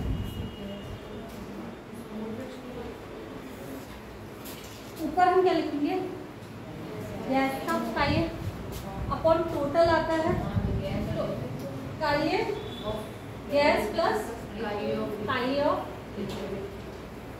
बट अगर मेरा सोल्यूशन डाइल्यूटेड है, डाइल्यूटेड सोल्यूशन का मतलब क्या हो जाता है, जिसमें सॉल्यूट बहुत नेग्लिजिबल हो जाता है और हमारा सॉल्वेंट बहुत ज़्यादा हो जाता है। जब एड ऑन में कोई क्वांटिटीज होती हैं और एक बहुत ज़्यादा है और एक बहुत कम है, तो जो बहुत कम होती है उसे नेग्लिजिबल कर देते हैं। ठीक है, तो हम यहाँ पे क्या लिखेंगे, P टोटल बराबर KH काई अपॉन गैस अपॉन काई अपॉन लिक्विड। और ये किन टर्म में लगाएंगे बेटा हम, जब हमारे क्वेश्चन में लिखा होगा डाइल्यूटेड सॉल्यूशन, डाइल्यूटेड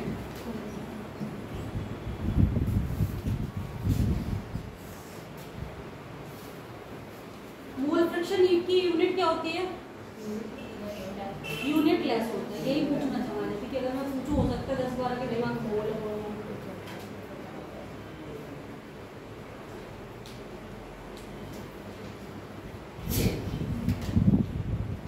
अगर तुम्हें दो गैसें दी हुई हैं, इतना लिख लिया है क्या,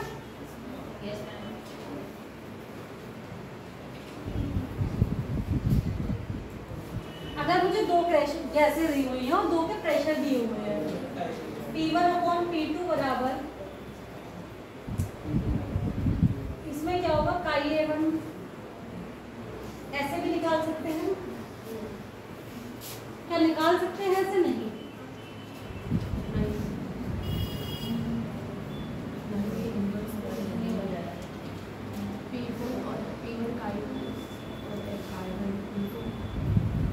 डायरेक्टली प्रोपोर्शनल तो है। कैसे थोड़ा सा भी कुछ पूछ लो तुम लोग, क्यों इतना, अगर कोई भी चीज किसी चीज के डायरेक्टली प्रोपोर्शनल होती है, डायरेक्टली प्रोपोर्शनल टू टेम्परेचर होती है, सही है, तो ये दोनों की quantity P1 upon T1 sorry P1 upon P2 आएगा, तो यहाँ पे भी T1 अपॉन T2 ही आएगा। ऐसे कंफ्यूज नहीं होते। अच्छा, अगर मुझे क्या दिया हो, solubility in term of, solubility मुझे ग्राम पर लीटर में दी हुई है, अगर मुझे सॉल्युबिलिटी ग्राम पर लीटर में दी हुई है, तो जो भी सॉल्युबिलिटी दी होगी SN1 अपॉन SN2 बराबर P1 अपॉन P2 की फॉर्म में लिखती है। If solubility is given in gram per litre, मतलब इसका ग्राम पर लीटर का मतलब क्या हो गया,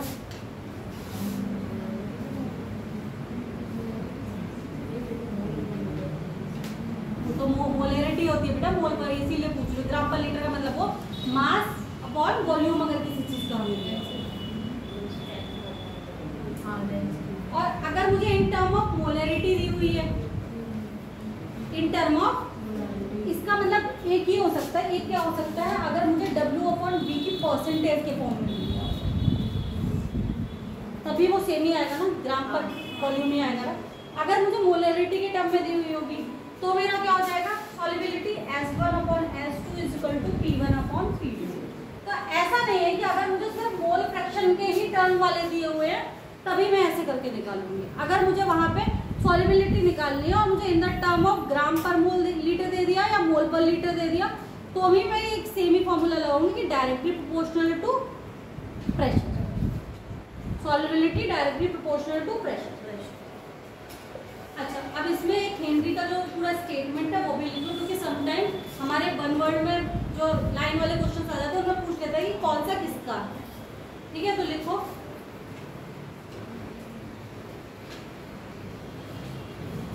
mole fraction of a gas, mole fraction of a gas in the solution, mole fraction of a gas in the solution is directly proportional to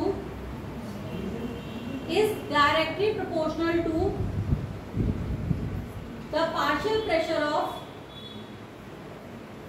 the gas over the solution।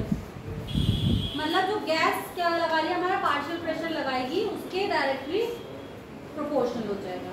दूसरा लिखो बेटा directly proportional to partial pressure of gas over the solution. अब इसके बाद दूसरा statement लिखो इसी में,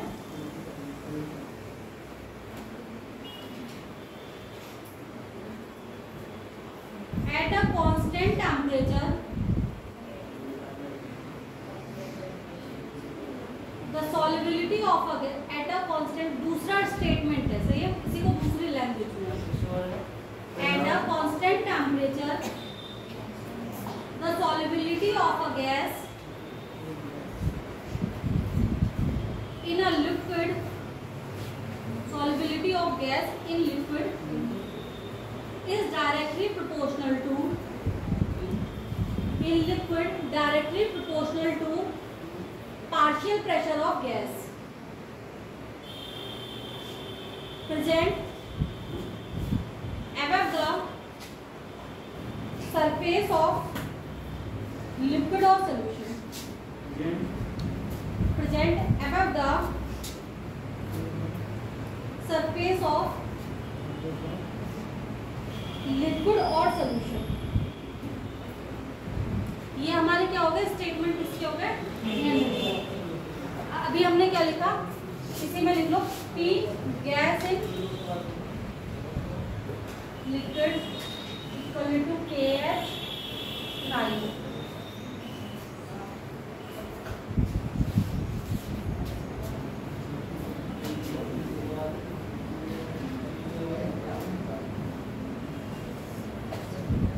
अब एक लाइन लिखो,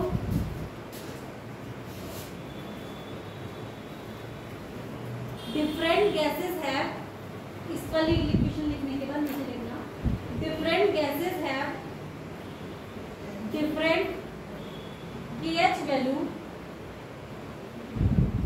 एट सेम टेम्परेचर।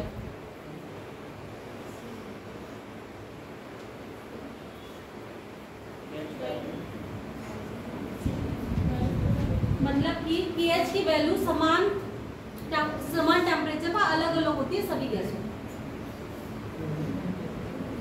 इंग्लिश में ही बोलूं, the different gases have different KH value at the same temperature. मतलब अगर गैस अलग अलग होगी तो मेरी KH की वैल्यू क्या आएगी, अलग अलग। अगर मेरी KH की वैल्यू में डिफरेंस आएगा तो हमारे पार्शियल प्रेशर में भी डिफरेंस आएगा। इसीलिए लिखो एक आगे, this suggests that KH is the, this suggests that KH is the function of the nature of gas। मतलब जैसा कि गैस का नेचर होगा उस पर क्या डिपेंड करेगा, हमारा KH की वैल्यू डिपेंड करेगी। इसके लिए एनसीईआरटी में टेबल दे रखी है, यहाँ पे लिख लो और लिख लेना अपनी कॉपी में। हेनरी लॉ के बाद हिंदी मीडियम की किताब में भी दी होगी, अगर किसी के पास हिंदी मीडियम की किताब है, KH की वैल्यूज लिखी हुई है और वो लिख लेना, समझे, कॉपी में नोट। सोल्यूशन फर्स्ट ईयर में होगा ना, 12th में, 12th की से देख लेना।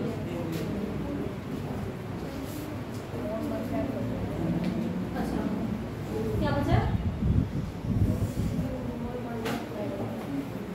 यहाँ पे लिखो KH inversely proportional to pi, KH inversely proportional to chi या सॉल्युबिलिटी।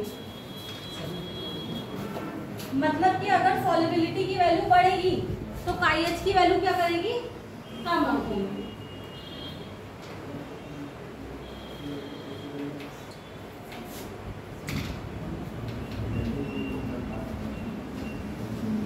इस लाइन के बाद लिखो solubility of gas in liquid,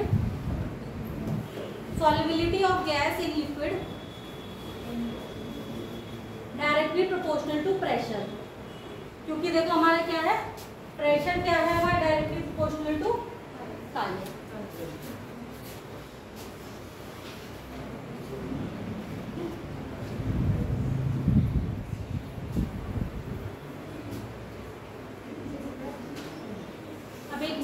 limitation of Henry's law. क्या बोला मुझे खुद याद नहीं रहता बोलने के बाद।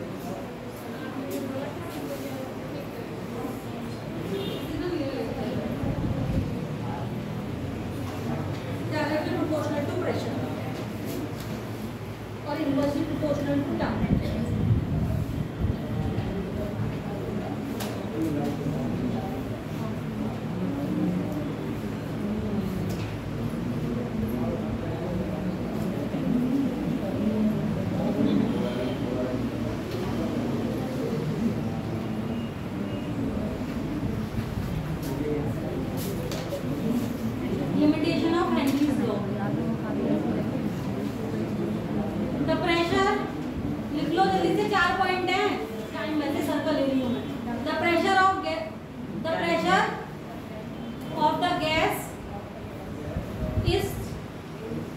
नॉट टू हाई, मतलब प्रेशर जो गैस का होना चाहिए बहुत ज्यादा हाई नहीं होना चाहिए, टेम्परेचर बहुत कम नहीं होना चाहिए।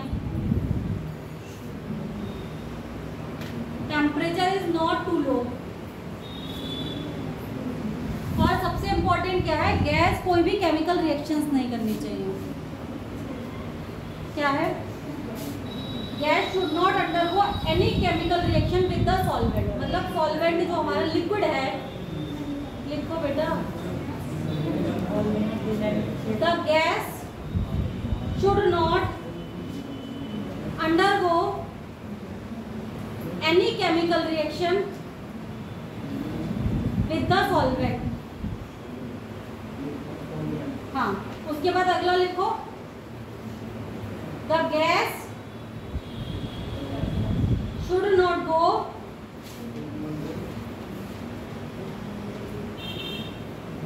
dissociation in solution। मतलब डिसोसिएशन नहीं होनी चाहिए।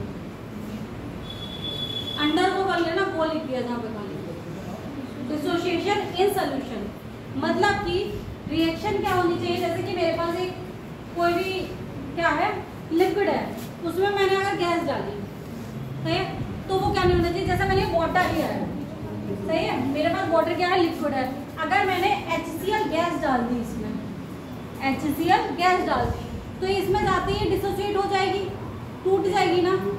ऐसे ही अगर अमोनिया मैंने कर दी, अमोनिया गैस को मैंने वाटर में डाल दिया, तो भी ये क्या कर लेती है, एसिड वैसे रिएक्शन कर देगी। तो ये नहीं होना चाहिए। अगर ऐसा हो गया तो हमें क्या नहीं मिलेगा, एक्यूरेट प्रेशर ही कभी नहीं मिलेगा। टूटना, विखंडन होना।